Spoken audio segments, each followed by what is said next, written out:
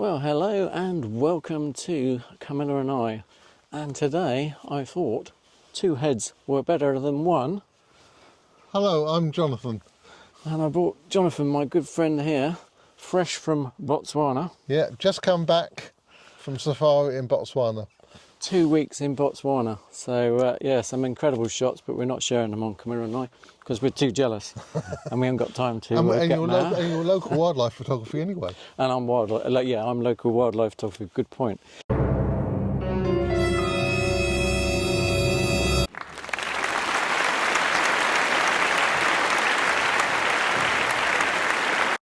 Yes, anyway, today, enough nonsense, we thought we'd give our two heads better than one first impressions of the specs of the A1 Mark II. So, a very impressive camera. And I think it's one that we both got on order. And yeah, without ruining the video straight off, yeah, just go and buy one. It's an amazing camera. We've got it. But what I thought we'd do today is if we actually go through the individual specifications, because a lot of people have said, oh, sort of like, this camera's not much of an improvement. They said, oh, it's only a minor update, I've heard, on the A1, and we don't agree with that. We think it's a major update, Yeah. particularly for wildlife photographers. It obviously depends on what you're filming. Maybe if you're a wedding photographer or a portrait photographer, it is a minor upgrade.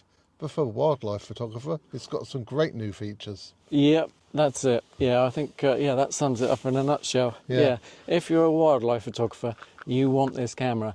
And for example, backing me up on that, Andy Rouse, another YouTube Wildman Andy. He's just been using the Sony A1 for the past couple of months.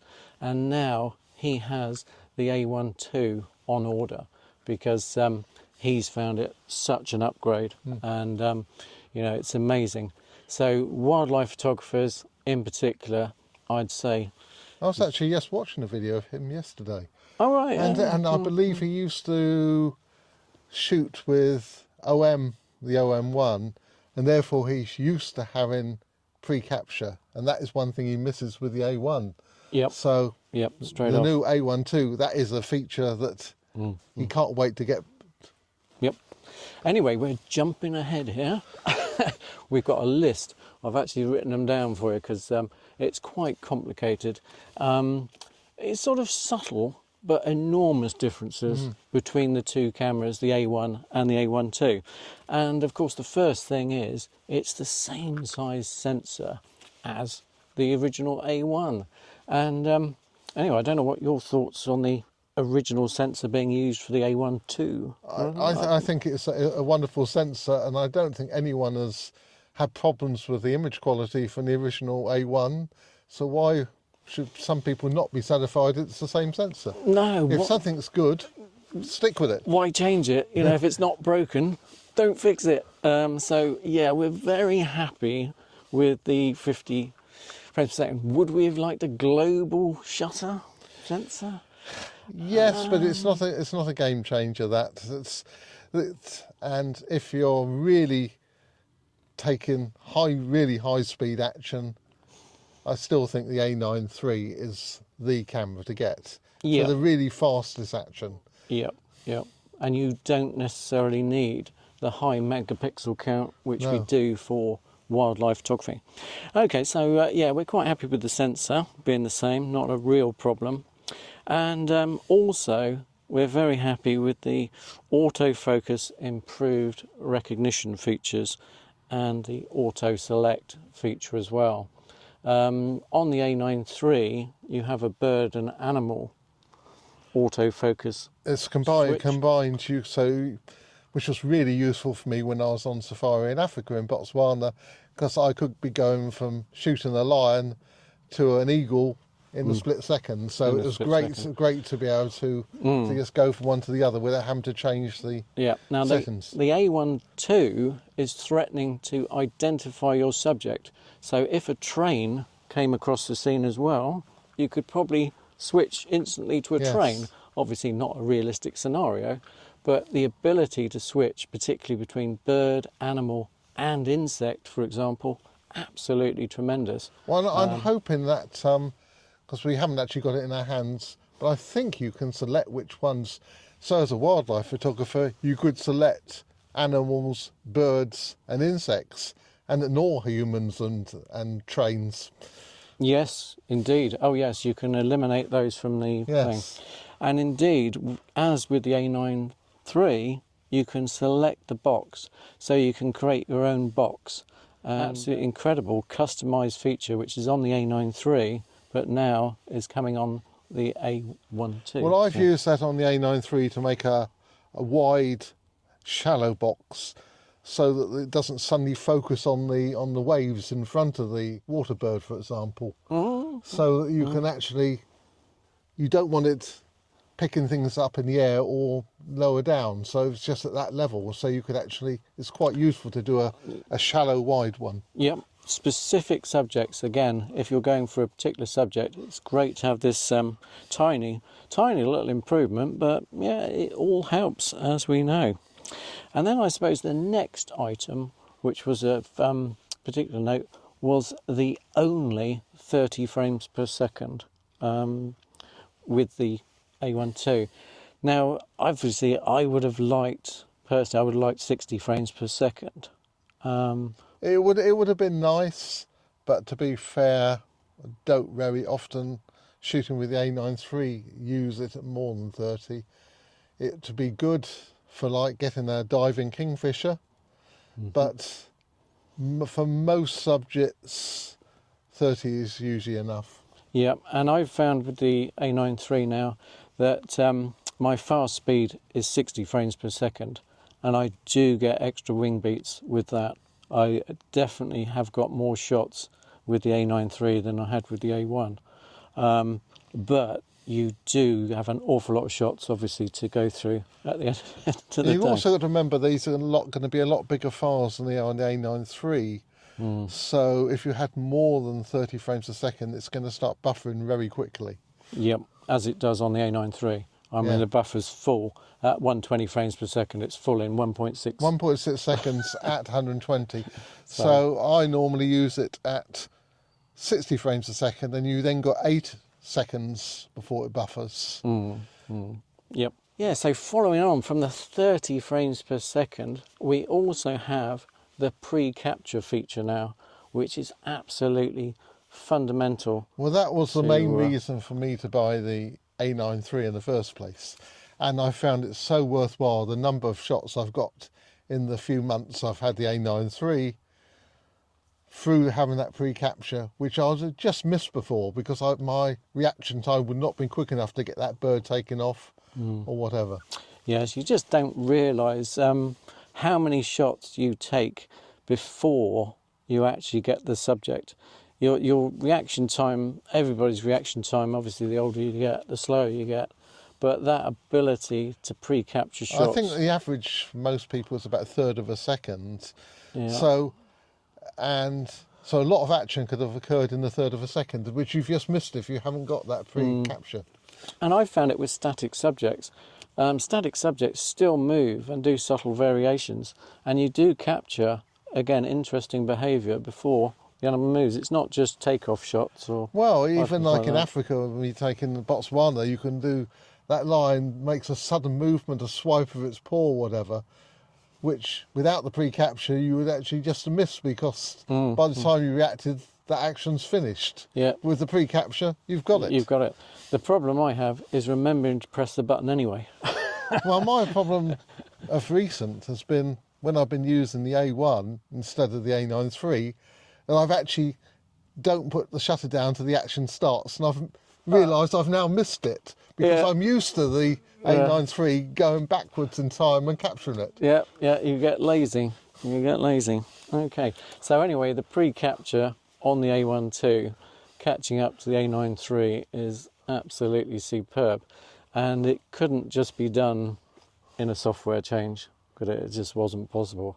So it needed a whole new sensor. You think of the amount of data that's holding in the buffer, and no doubt the original A1 did not have that facility to store that data.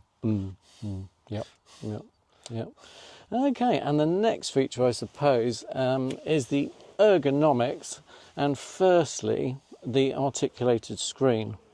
That is, I think, a really good. I am taking with the A9 III a lot more shots in portrait format since I've had the A9 III, because it's easy to do so with the original A1 with the screen just folding outwards. The original A1 just folding out this way. It's very difficult if you want to do low level in portrait. Yep. Where with the new screen you can do any angle you want to, no problem at all. Yep. Absolute So game changing. That's a really worthwhile feature. Just on its own. I mean, again, it's taken Sony a while to catch up on the full flippy screen front, but now they have nailed it. But to me, that is a much better setup than just the flip out screen like on the A7 IV, because I don't like the screen off to one side. No. And to open it up and have it off to one side when I'm in landscape format, I don't like, because I'm looking off to one side rather than looking straight at my subject. Right. So now you've got that screen straight in front of you in landscape or portrait. So that's a big advantage. Big advantage, yeah. It's these simple things. They're subtle changes, but they do make a big difference to wildlife. And the other part about the ergonomics of the camera, I mean, it's not just the shape of the camera. The camera body on the A1 II is the same as the A9 III. And yes, you get a better grip and the buttons are raised, which is quite a nice feature. But it's also the C5 button that you get on the A9 III. The A1 II has got another button on the front of the body, and you're able to set that to whatever you want. You can set it to a fast mode like the A9 III. Well, you can then have the camera set up for, say, 10 frames a second for static subjects, and then you hit the button on the front to go to 30 frames a second as soon as the action starts. Yep, and it's quite an intuitive sort of button to go for. Well, you don't have to move your hand from the shutter position. No. Or twiddle a dial on top, because that would be the alternative to the A9 III and A1. You could twiddle the dial on top, but no, you just instantly set it to a C5 button. Absolutely incredible. And of course, you also got the facility now that you can control the settings from like medium to high, etc. in the menus, where on the original A1 it's got that dial on the top. So you've actually got to take your eye away from the viewfinder to turn it from medium to high, to look down on it, where you can just do it on the new camera in the menus without taking your eye from the viewfinder. Yep. And as we all know, the action always happens the second we just look away. Exactly. Yep. And then move on to, I think it's my side really, Jonathan's more stills, but the video element, we're on to 8K sampled from 30 frames per second or something. And it's not a massive upgrade on the video front at all. But what is a massive upgrade from the A1 is the ability to track the subject, particularly in flight.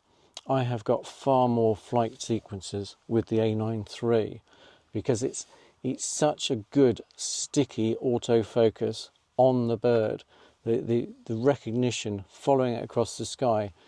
We all know what erratic movements birds make, but the ability to track is quite amazing with the video autofocus now. And this, on the A1, you would lose your subject every day of the week. So the A1 too should stick like glue. Well, that sounds very good for the video shooters. Yeah. I might be more inclined to take videos, because one of the features I've heard of the new A1 II has got is that you can extract a still from the videos.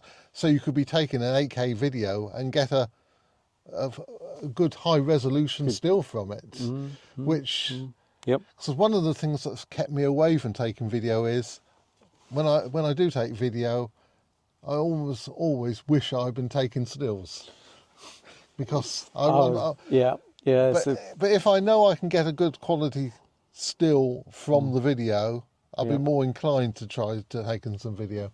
Yep. No, that's a very good point, and it's total compromise. I mean, the get around to that is when your subject's quite at a distance, that's when I take video, and when it comes towards me, that's when I switch to stills, and you've still got half a second change between the video mode and the stills mode, but that usually enables you to catch the closest shots. But of course, you don't always get it right. So Yes. Sometimes you're better off, if you're a stills photographer, stick to stills. And that's another feature of the A1 II is the viewfinder.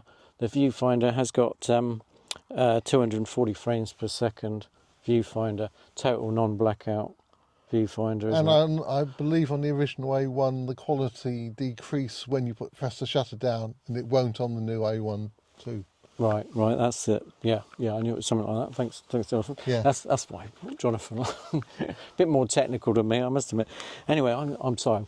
I'm reading. I've got to read from the script because it's new, and we're trying to cover all the important bits to us, the more top end wildlife photography community. So we'll try and cover it all. Might go on a bit, but what we at 8 minutes. But anyway, keep watching, and remember, if you like this sort of waffle, follow Camilla and I, and subscribe and like, please. Anyway, it's like two wildlife photographers talking around the pub. Yeah, in one. So hopefully it comes across in a more coherent sort of combination, but we'll see. We'll try not to talk over each other, but we're quite excited about this. Yes, very much so. This A1 II. I mean, it is quite a step up. Anyway, right. So next item on the list. Sorry about this. Full resolution up to 120 frames. Yeah, I've done that bit. 9.4 million dots screen, same as the other one. And the screen at the back is a higher resolution than the original A1 as well. It's larger. Larger. The size is 3-inch rather than 3.2 or something. I think it's slightly smaller. It's not a huge amount, but it's slightly bigger and slightly higher resolution. Bigger. Yeah, something like that. Anyway, on to list number 2, because it goes on. The actual improvements do progress, don't they? Really, I mean, it's quite amazing. For example, over the A1, we also have apparently animal and human eye recognition is 30% better than the A1. So it's quite... I'm thinking it's going to be similar to the A9 III, but it could be better still. They may have tweaked it further. And the other one is the bird eye recognition is reportedly 50% better on the A1 II than the A1. And again, these may seem like small little tweaks, but when you're actually in the field... Well, you can make the difference between you getting a nice sharp photo and one's out of focus. Yeah, you get a wing, or you get the eye in focus. So it's a small difference, but it's a Well, I think big on difference. that previous video when there was a buzzard took off and you were taking it with the A1 and I took it with the A9 III, and every one of the A9 III images was in focus, Right. and the A1 missed. Yep, I'll have to pull that one out. So Once you get the confused background, the A1 misses, whereas the A9 III tends to pull focus. It's not foolproof. I mean, you still... it does sometimes miss focus. It does sometimes miss focus. No. Yeah. But obviously, we've got these subject modes, and again, it's so much better tracking in focus with video in particular. So, absolutely amazed. So the improved, that's the key factor, I think, for any videographers out there. It's the ability to track the subject in motion. And indeed, that also goes with the stabilization inbuilt in the camera. They're claiming 8.5 stops. We'll see whether it is actually in reality. But the A1... I believe it's got new dynamic stabilization for video as well, which should certainly enable you to get some more stable videos. Definitely, yeah. I'm convinced it'll be better in video. With the bigger body, they've managed to house more stabilization mechanism, obviously. and it's taken the A1 II from 5.5 stops to 8.5, I believe, which is, yeah, quite a considerable hand holdability, shakeability. I mean, you're not going to be Or able in to shake poor like a lights, leaf. you can get slower shutter speeds, Yep, obviously. which can be a big consideration for Big stills as well. Yep. Yep, and the weight of the camera, we've decided that basically the A1 II and the A1 are virtually the same weight, aren't they? It's like 4 grams or something. Yeah, ridiculous. something like it's either 4 or 6 grams, depends who you Yeah. who you go to, who's weighed their camera, whose kitchen scales are the best. But anyway, yeah, there's nothing in it whatsoever. And so there's no weight difference. we've also been comparing it to the A9 III. It's about 5% heavier than the A9 III. Yeah, the A9 III, reading on my notes, 702 grams, and the A1 739 was that? 743. 743. Yeah, it's about 41 grams Yes. difference. So not much in it, but yeah. So It's probably not enough for you to notice, particularly when you've got a big lens on it. yeah. Okay, and now we come up to the great subject, purchasing the camera. Obviously, it's fantastic. You've got to purchase one. Mine's on order from Castle Cameras. I should be getting the first one. Apparently, they've told me on Saturday that I'm getting the first one in the country to them. So thanks, Castle Cameras. Yeah. But I do a lot of reviews for them. And Jonathan's got. I've got one on order from Wex, so Wex. we'll see who gets it first. Yeah, we'll see who gets it first. I think you got it first last time. Anyway, because Castle Cameras, obviously the smaller company. But we noticed a difference in price as well, haven't we? We've been identifying prices. The A1 list price at the moment is 6,000. No, it's not. The A1 is £5,499, Which is quite a bargain. which is, yeah, I mean, it's a hell of a camera. It was over 6,000 when it was new. Yeah, When it first came out. Yeah, I paid over 6,000 for mine. So if you don't do action wildlife photography, the A1 is a great option. Well, it's still a great camera. It's a great camera. But obviously, if you're buying a camera for the first time and you haven't got the A1 already, you're not upgrading, go for the A1 too, because it's only £800 more. I know that doesn't seem much, but what you get for that £800, as we've just gone through the list, is quite a considerable upgrade. So it's 6299 from Wex or Castle Cameras. Well, it better be the same. Well, I think they're all the same price in all the shops at the moment. Yeah. I don't think you won't get a cheaper one than that. Okay, and the A9 III is £6,099, which again is only £200 cheaper than the A1 II. So, should you get the A9 III instead of the A1? I think if you're into really, really fast action, it's got the slight advantage there with 120 frames a second and the global shutter. But for most wildlife photography, as we do a lot of cropping generally, the A1 II is the better camera. But I've got an A9 III and I've got every intention to keep the A9 III as well as the A1 II, because with certain situations it'll be better. Likewise, yeah. I mean, I will not be dispensing with my A9 III. Sony, in some respects, might say quite cleverly, have not made it totally redundant. That ability to go to 60 or even 120 frames per second, you still get extra wing beats. You still get extra photos, far too many photos, but it's surprising what you get. I've definitely got shots I wouldn't have got in the last 4 months use with the A9 III, and I will be keeping that for the speed merchant capabilities and the ability to autofocus the same, as more or less the same, we're guessing, as the A1 II. I think it will be just as good. But from what we see, the handling of the two cameras will be virtually identical. Yep. And indeed now, hopefully, on Camilla and I'll go on to an initial setup guide at some point because I get a bit more time over Christmas.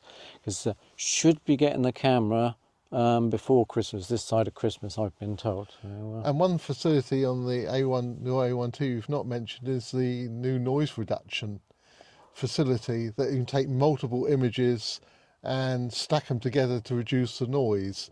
Obviously not much good for a flying bird, but if it's something fairly stationary and the light's poor, you've got the owl perched on the tree and the light's failing, it might be worth trying that noise reduction and see if you can get a decent image. if you can keep the camera steady enough, yes, get those 4 shots away. yeah, Excellent, Jonathan. Yeah, that's why I bought Jonathan, so so I wouldn't forget anything.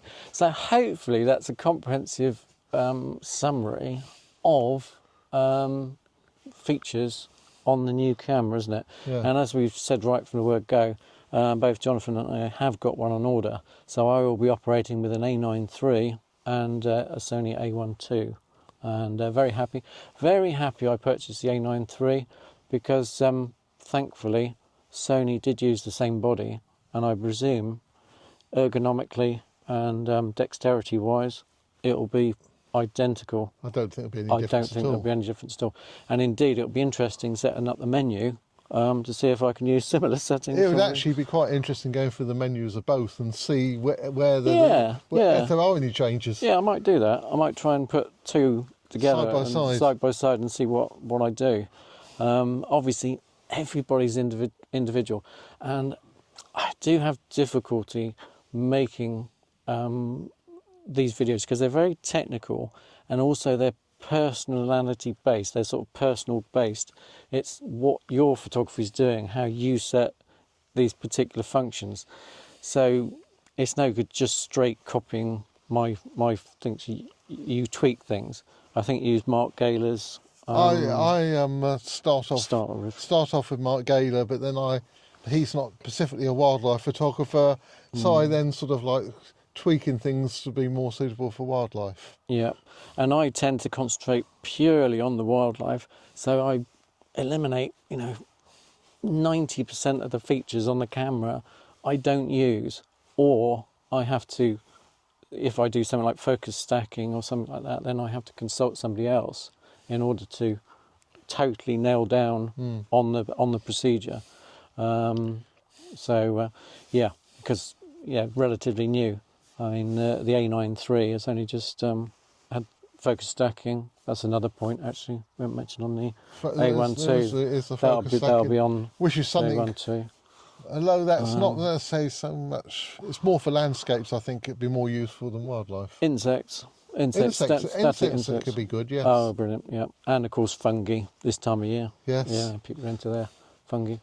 Very good, non-static subjects. So, summing up, I don't know, what would you say? So obviously we're getting one, but I'm really looking forward to it. I love the A9 III. To me, it's the perfect camera, apart from I wish it had more megapixels. And the A1 II has got that 50 megapixels. So to me, I think it will be this combination of the best features of the previous A1 and the A9 III to make almost the perfect camera for wildlife photography. Yeah. Likewise, it's almost the same, I'd say. The only thing I'll miss from the A9 III, going from the A9 III to the principal camera A1 II, will be the 60 frames per second. I have found that particularly useful. That would be my only drawback. But likewise, that ability to crop, because in the last 4 months, I have made a conscious effort to get even closer to the subject, so I haven't had to crop, and that's worked, but it doesn't always apply, particularly in this country. A lot of the subjects are a bit further off, and that ability to crop in half is quite amazing. Although one thing I've realised with the A9 III is the quality of the lens is probably more important than the number of megapixels. Because even with the 24 megapixels on the A9 III, you can really crop in a lot. And particularly now using the latest AI software to upscale, you can get great photos even with a smaller sensor. Yep. Oh, definitely. Yep. And I think a bargain at the moment will be, I suppose, the number of the A9 IIIs that are traded in for A1s. So presumably there'll be a chance to pick up a cheapish £4,000-ish A9 III. And there's perhaps. also the number of A1s that are being traded in.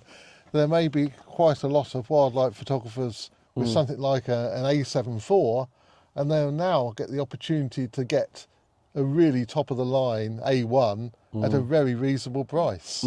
So it's win-win. So it's win for everyone. Yeah, it's not, you know, as we appreciate, not everybody's got these M1. As we appreciate, coming up to Christmas, not everybody's got thousands of pounds to spend on a brand new camera. But even the people on the budget, this is good news, because it now means the previous model will be at a lower price, and maybe a used one will be within their budget now. Yep. And personally, if I was on a tight budget, I would prefer to get a used A1 than a new A7 IV. Yeah, definitely.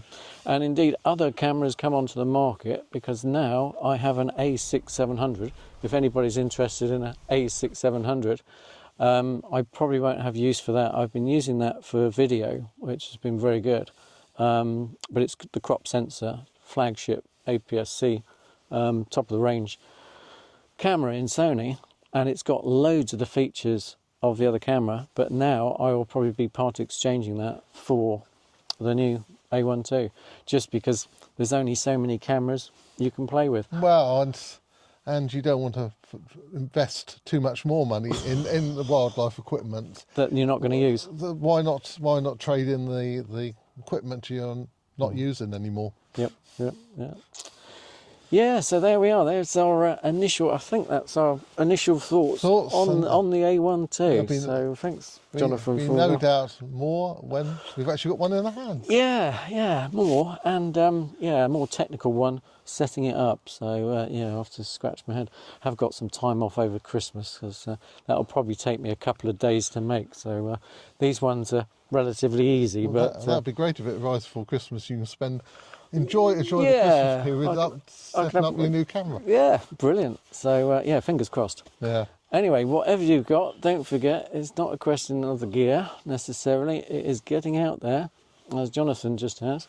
It's far better to go to Africa than get a new camera. So, it's all about the experience and what you get. It's not just about the gear. It's not just about the gear, but the gear is getting amazing these days, and it certainly helps. But give yourself the opportunities and learn how the best techniques to take the shots as well. Yeah, and obviously, it's inspirational what level you can get to, isn't it? Really, Yes. You're always aiming for that higher camera, as we've suggested. Try and get an A1 at a discount price. Yes. And go with that, and you will be getting quality images just the same as the A1 II, but just not quite you probably won't get the shot necessarily. You haven't got all quite the facilities. You could miss the bird taking off. Yeah, but you won't with pre-capture. But once it's in the frame and you're taking it, the image will be just as good quality. Yep. So, so it's a win all round, really. So, great. Anyway, yeah, thanks for that. Anything else, please, we've missed, put it in the comments below. But thanks for watching. Cheers. Cheers, Jonathan. Right. Thanks for that. A pre-Christmas special. Yes. Thank you. Bye. Bye.